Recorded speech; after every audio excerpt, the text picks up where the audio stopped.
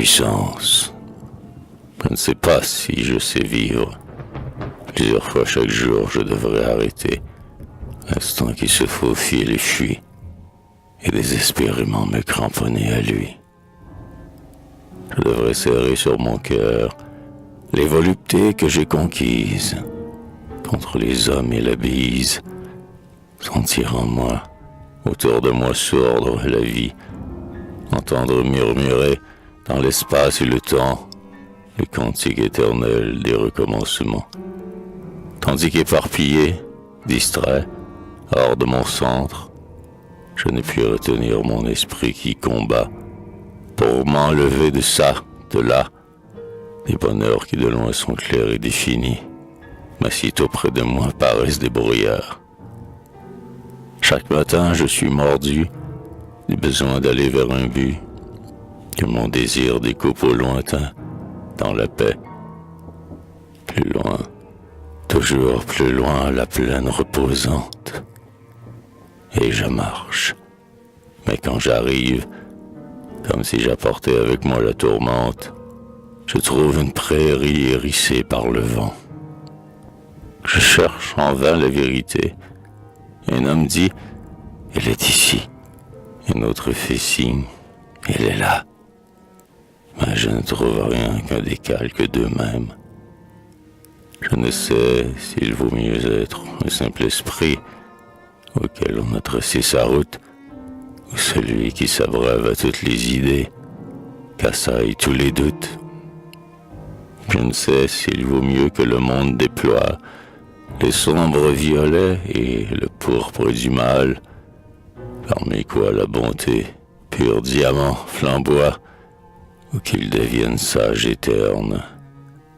Je ne sais même pas si mieux vaut une nuit d'orgie ou de pensée. Je repose du pied des dieux que dans 1000 ans d'autres peut-être adoreront, comme je l'ai fait à mon heure.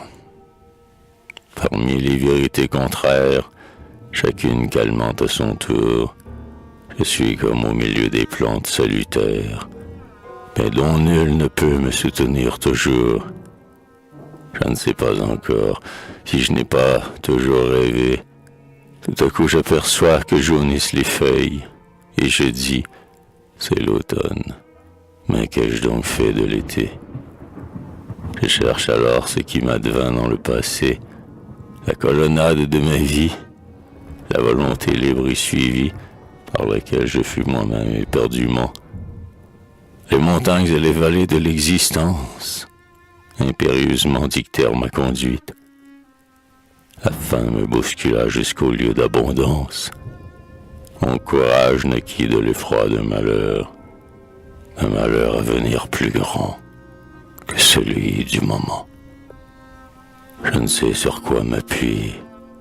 Je vis de mouvement et rêve de bonheur, alors que le bonheur, m'arrêtant, me tuerait. Aucun jour ne ressemble au jour qui le précède. Incessamment, la voix des âges se transforme. Je passe au milieu de mes frères. Je les vois se rosir de la flamme première, puis se plisser, pareil à des outres vidées, et, quelques matins, disparaître. Magiquement croît la forêt où jadis l'herbe s'étalait. La vie aux formes innombrables s'impose à mes regards, me commande, m'étreint sans dévoiler ses fins. Et, face à l'étendue, ballant, désemparé, perdu sur cette terre absurde, où nul ne pénètre les autres, où nul ne se connaît lui-même, où nul ne comprend rien, je crie mon impuissance aux formidables forces de la matière en marche, éternelle, infinie.